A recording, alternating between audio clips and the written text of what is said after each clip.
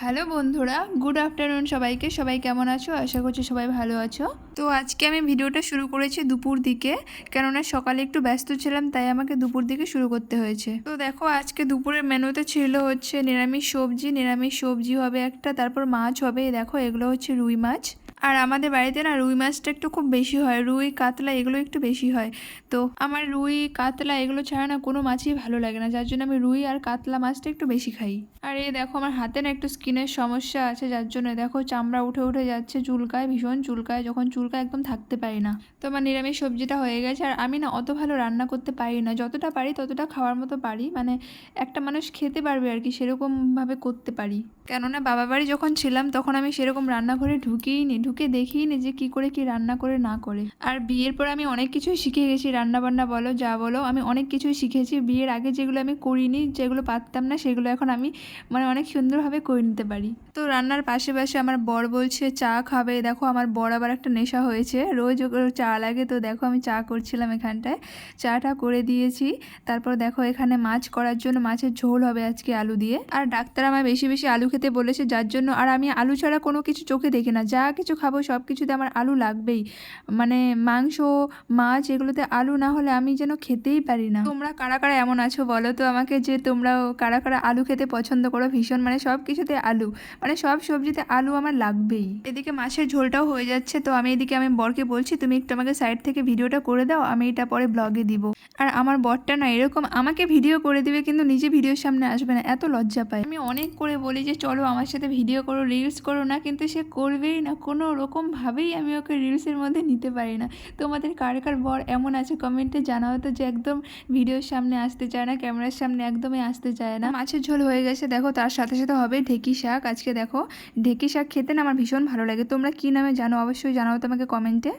ওদিকে রান্নাবান্না কমপ্লিট হয়ে গেছে। তারপর দেখো, বাইরে গিয়ে দেখি একটা বিড়াল এসে না, ভীষণ ক্ষুধার্ত ছিল বিড়ালটা। মানে বিড়ালটা যখন কান্না করছিল না, মানে একদম মানে গলা থেকে আওয়াজই বেরোচ্ছিল না। তারপর আমি গিয়ে না একটা বিস্কুট দিলাম, সেই বিস্কুটটা সে খেলো না, এতটাই খিদে পেয়েছিল, হয়তো তার ভাতের খিদে ছিল। তারপর আমি আমার বরকে বললাম একটু ভাত দিয়ে দাও মাছ দিয়ে। তারপর দেখো কি সুন্দর করে খাচ্ছিল ভাতগুলো। তারপর এদিকেও চান টান করে আমরাও খেতে বসে পড়েছিলাম। আর আমার হাতের জন্য না ভাতগুলো আমি মাখতে পারি না, স্কিনে যেহেতু সমস্যা আছে, চামড়া উঠে উঠে যায়, তাই আমার বরকে বলেছি আমার ভাতগুলো মেখে দাও। আর আমার এই হাতগুলোর জন্য না আমি ভাত মেখেও খেতে পারি না, মানে ভাতগুলো যে মাখবো, মাখার সময় ভীষণ জ্বালা জ্বালা করে। তো দেখো, আমাদের খাওয়া দাওয়া হয়েই গেছে। আর আজকাল না আমার খাওয়ার ইসেও কমে গেছে, মানে না বেশি ভাত খেতে পারি না, কেন জানি না, মুখে কি হয়েছে খেতে ইচ্ছেই করে না। তো দেখো, সন্ধে হতেই আমি এবার বসে পড়েছি চা নিয়ে। আমি কিন্তু চা খাই না, তো আজকে কি মনে হলো হঠাৎ করে যে একটু চা খাই, বরকে চা করে দিয়েছিলাম, তো ভাবলাম আমি একটু টেস্ট করে দেখি কীরকম লাগে। আমার কিন্তু চা খাওয়ার সেরকম কোনো নেশা নেই, যাই হোক দেখো তাও আমি চাটা খাচ্ছি। তারপর আবার রাতে একটু যাওয়ার কথা আছে বাইরে বরের সাথে। আর অনেক দিন হয়ে গেছে বরের সাথে সেরকম বাইরে ঘোরা হয় না, সেরকম বরের টাইমও হয় না, যার জন্য বাইরে যাওয়া হয় না। এই দেখো, আমরা তারপর আগের দিন গেছিলাম, খুব বৃষ্টি ছিল তখন, তো ভাবলাম থাক কালকে যখন বৃষ্টি ছিল তো আজকেই যে। তারপর গেছি, গিয়ে এখানে লস্যি খেতে ভীষণ ইচ্ছে করেছিল, খুব গরম তো, তাই লস্যি খেলে না শরীরটা ভীষণ ঠান্ডা হয়ে যায়। দেখো, তারপর ঢুকেছি একটা ক্যাফে, গিয়ে না লস্যি খাচ্ছিলাম। লস্যি টস্যি খেয়ে তারপর আমি আবার পাস্তা খেতে ইচ্ছে করছে, বরকে বললাম চলো আবার পাস্তা খাবো। তারপর দেখো, বর আমার ওই যে লস্যি খেয়েছি ওটা বিল পে করে দিচ্ছে। আমার না অনেক কিছু খাওয়ার বারণ করে দিয়েছে জানো ডাক্তার, যেমন পাস্তা, ম্যাগি, মোমোজ, এগুলো সব আমার বারণ করে দিয়েছে। তারপরেও মাঝে মাঝে না লোভটাকে সামলাতে পারি না, তাই বরকে বলেছি চলো অনেক দিন হয়ে গেছে খাই না, আজকে একটু খাবো। তারপর বর অনেক বারণ করার পরেও আমি গেছি। দেখো, বর পরে নিয়ে গেছে লাস্টে। দেখো, ভীষণ ইচ্ছে করছিল। আর আজকে পাস্তাটা না এত ঝাল ছিল, এত ঝাল ছিল, মানে কি আর বলবো।